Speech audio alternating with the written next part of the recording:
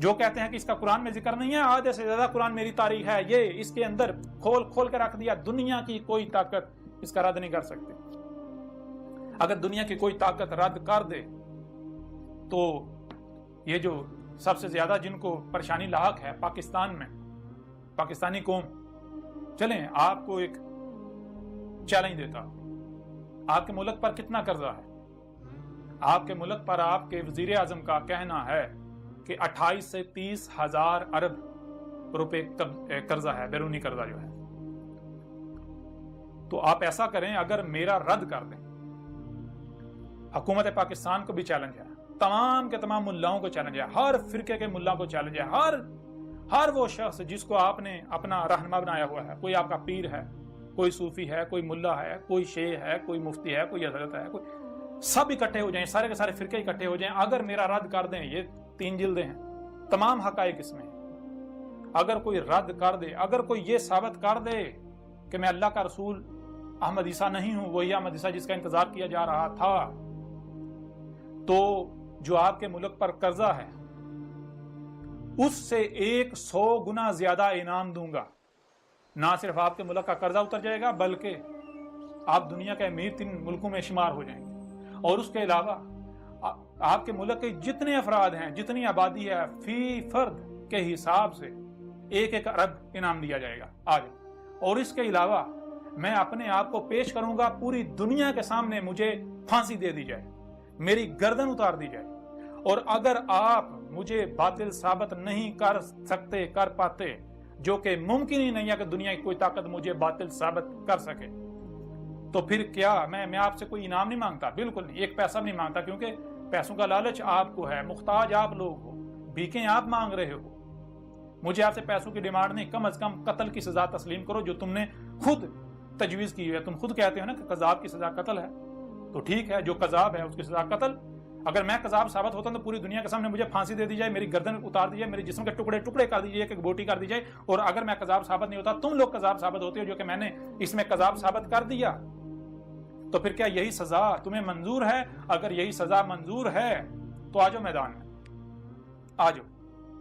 اگر تم لوگ مجھے باطل ثابت نہیں کرتے، مجھے غلط ثابت نہیں کرتے، مجھے قذاب ثابت نہیں کرتے، اور الٹا خود قذاب ثابت ہو جاتے ہو، تو کیا تمہیں اور جو تمہارے ماننے والے ہیں وہ سب اس سزا کے لیے تیار ہیں کہ انہیں پوری دنیا کے سامنے پھانسی دے کے دنیا سے آپ کو یعنی کہ آپ سے دنیا کو پاک کر دیا جائے؟ آپ جیسے مشرکین سے اگر ہمت ہے تو میدان میں آ جائیں، جان لیں۔ یہ جو قرآن جو آپ کے دونوں ہاتھوں کے درمیان ہے، اس میں کیا لکھا ہوا ہے؟ اس میں تو بالکل واضح ہے، ایک طرف رسولوں، دیکھیں رسولوں کو سامنے رکھیں، رسولوں کے بارے میں قرآن میں کیا لکھا ہے؟ پورے قرآن میں رسولوں کے بارے میں یہ لکھا ہے، کسی ایک بھی رسول نے یہ نہیں کہا کہ میں تمہیں منوانے کے لیے آیا ہوں، کسی ایک بھی رسول نے یہ دعویٰ نہیں کیا کہ میں منوانے کے لیے، ہر رسول نے یہ کہا کہ میرے پر صرف یہ ہے کہ میں نے کھول کے پہنچانا ہے، بس۔ وہ منوانا جس کا کام ہے وہ منوا لے گا، منوانا میرے رب کا کام ہے، منوا لے گا۔ جس دن میں اپنی ذمہ داری پوری کر دوں گا، پیغام کھول کے پہنچا دوں گا، اس کے بعد میرا رب منوا لے گا۔ دیکھیں ہاں کیسے منواتا ہے، پھر پتہ چلے گا تم مانتے ہو یا نہیں مانتے۔ ہر رسول نے یہ کہا، کسی ایک بھی رسول نے یہ نہیں کہا کہ میں وکیل بنا کر بھیجوں گا، وکیل کا کام ہوتا ہے منوانا۔ کوئی کہتا ہے کہ مجھے تم یہ چیز، میرا یہ مطالبہ پورا کرو، میں مان جاؤں گا، تو اگر اس کا مطالبہ پورا کیا جائے تو یہ ہے وکالت کرنا؟ نہیں، یہ نہیں ہے۔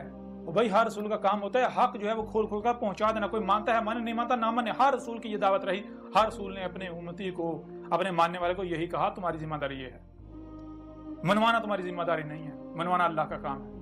اور دوسری طرف جو باطل ہیں، باطل کا کام جس کے بعد دلیل نہیں ہوتی، وہ کہتا ہے کہ ہاں اسی پر چلو جس پر ابا اجداد کو پایا، وہ کہتا ہے غور و فکر نہیں کرنا۔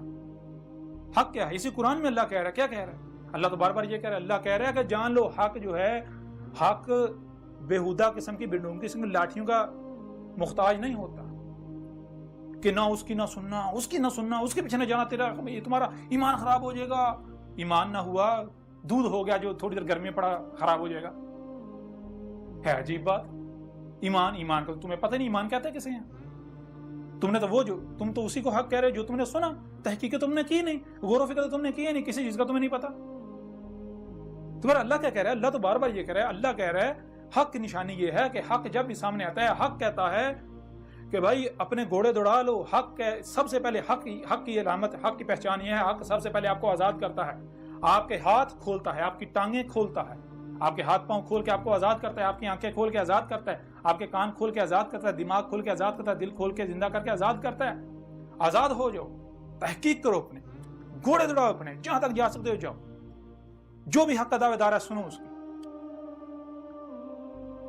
بالآخر اگر تم حق کے طلبگار ہو تو بالآخر تمہیں یہاں آنا پڑے گا, تمہارے اوپر واضح ہو جائے گا کہ یہ حق ہے. اور اگر کوئی باطل ہے تو باطل کی پہچان یہ ہے کہ باطل سب سے پہلے آپ کا راستہ بند کرتا ہے, آپ کے ہاتھ باندھتا ہے, آپ کے پاؤں باندھتا ہے, آپ کی آنکھیں بند کرتا ہے, آپ کے کان بند کرتا ہے, اور وہ یہ نہیں کہتا کہ میں باطل ہوں, دیکھو اگر تم اس کی بات سنو گے تو تمہارے اوپر باطل واضح ہو جائے گا, حق واضح ہوگا. نہیں, وہ ایسا نہیں کہتا.